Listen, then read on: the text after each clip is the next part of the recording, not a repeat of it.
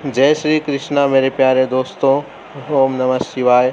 अगर आपको मेरी ये वीडियो पसंद आए तो इस वीडियो को लाइक कीजिए, बेल आइकन को प्रेस कीजिए, चैनल को सब्सक्राइब कीजिए और मुझे कमेंट सेशन में कमेंट करके बताइएगा। दोस्तों, आज की इस वीडियो में मैं आपको बताने वाला हूँ भगवान शिव की रुद्राक्ष माला और भगवान विष्णु की तुलसी माला को एक साथ धारण करने के बेनिफिट्स क्या हैं।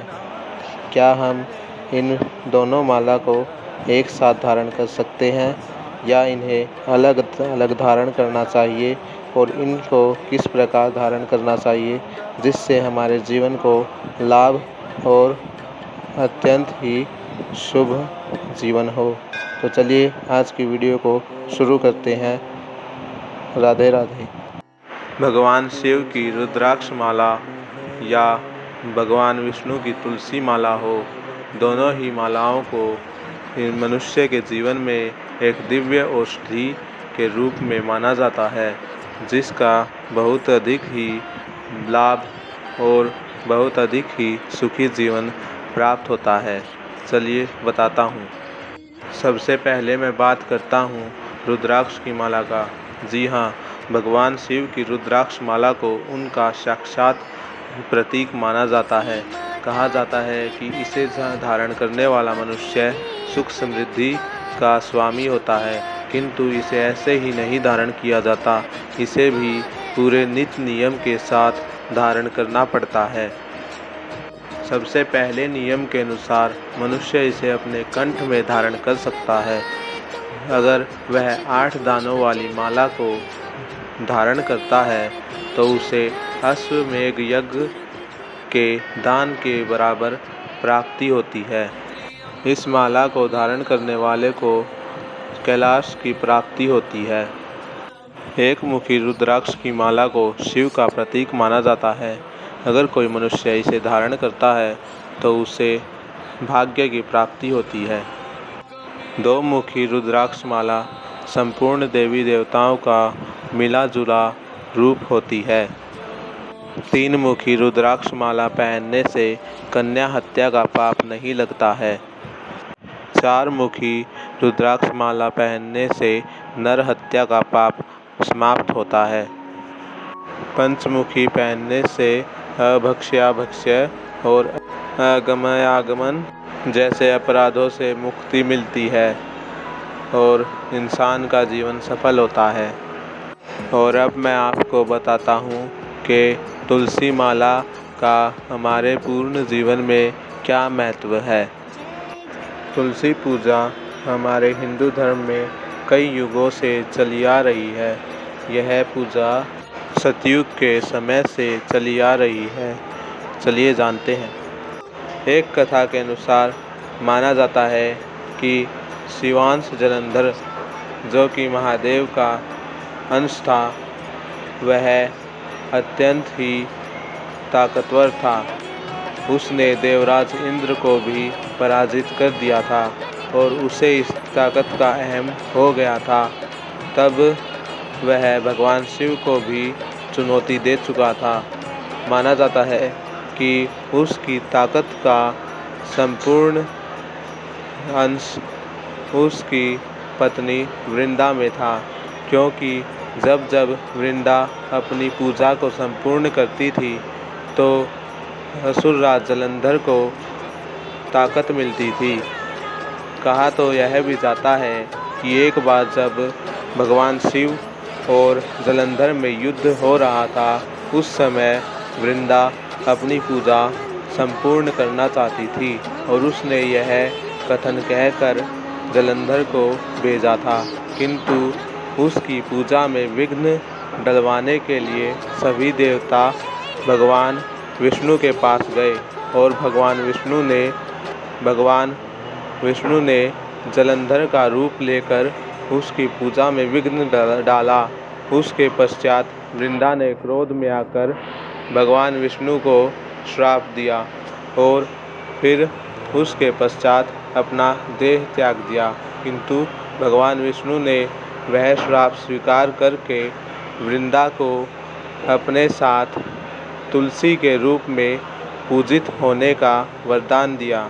और कहा कि हे वृंदा, तुम मेरे साथ तुलसी के रूप में पूजा करोगी, यानी कि पूजित होगी, और जो कोई भी तुम्हें मेरे ऊपर अर्पण करेगा उसे संपूर्ण सुख की, समृद्धि की अनुभूति होगी तथा प्राप्त होगा। उसके पश्चात कई कल्पों से तुलसी की माला को शालिग्राम पत्थर के साथ पूजा जाता है और कहा जाता है कि जो भी मनुष्य तुलसी की माला को धारण करता है उसे सभी की बातों का बोध हो जाता है और उसे संपूर्ण नदियों में नहाने का सुख होता है, क्योंकि वह जब भी तुलसी माला को पहनकर नहाएगा तो उसे संपूर्ण नदियों में नहाने का सुख प्राप्त होगा। इतना ही नहीं, कहा तो यह भी जाता है कि अगर तुलसी की माला को पहनकर हम रात के समय भोजन करते हैं तो उससे हमें सभी पुण्यों का मोक्ष प्राप्त होगा और हमारे सभी पाप कट जाएंगे। और तुलसी की माला वह लोग अधिक पहनते हैं जो भगवान विष्णु या भगवान श्री कृष्ण के उपासक होते हैं तथा उन्हें वैष्णव कहा जाता है, और वह भगवान विष्णु के उपासक होने के साथ साथ तुलसी की माला को अपने कंठ में भी धारण कर सकते हैं। और कहा तो ये भी जाता है कि जो भी मनुष्य रुद्राक्ष की माला को अपने कंठ में धारण करता है तथा तुलसी की माला को भी अपने कंठ में धारण करता है उसे सांसारिक सुख की प्राप्ति होती है तथा वैकुंठ और कैलाश लोक की प्राप्ति होती है तथा सभी मंत्रों का ज्ञान व उसके सभी मंत्र जपे हुए मंत्र सिद्ध हो जाते हैं।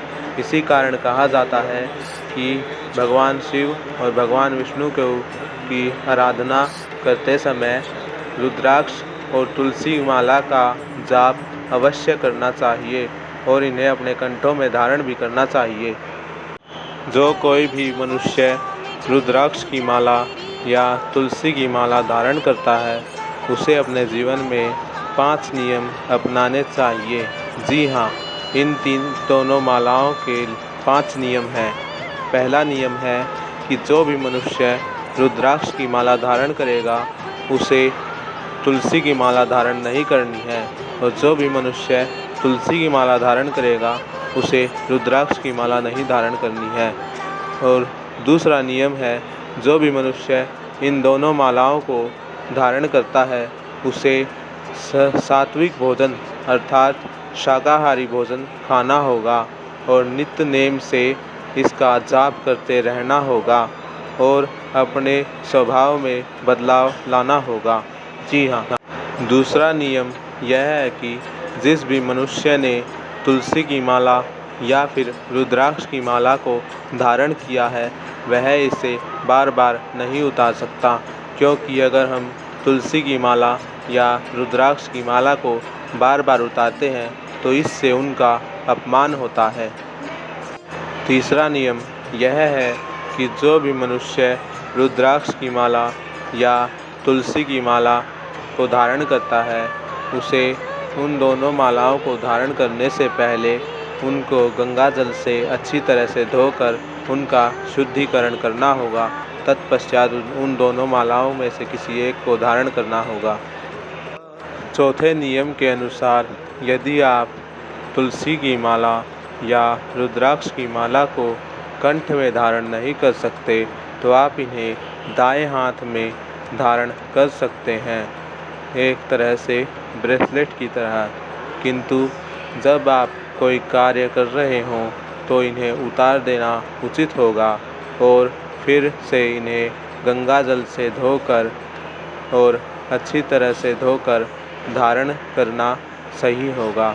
अगर आपको मेरी ये वीडियोस पसंद आती हैं तो इस चैनल को लाइक ज़रूर कीजिएगा और बेल आइकन को प्रेस कीजिएगा और मुझे कमेंट सेक्शन में कमेंट करके बताते रहिएगा कि आपको ऐसी ही वीडियोस और चाहिए कि नहीं, और मैं आपके लिए ऐसी ही वीडियोस बनाता रहूँगा।